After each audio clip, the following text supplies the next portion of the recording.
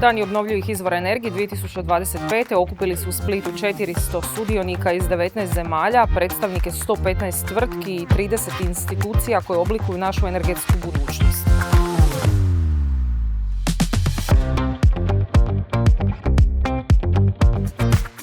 Kroz ova 3 dana razgovarali smo o svemu što pokreće zelenu tranziciju, od integracije obnovljivih izvora energije na mrežu, financijske održivosti projekata, inovacije u baterijskim sustavima do uloge lokalne zajednice i zaštite okoliša.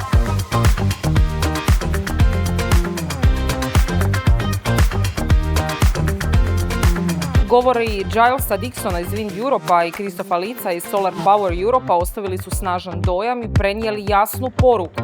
Brza i odlučna tranzicija jedini je put prema klimatski neutralnoj Europi.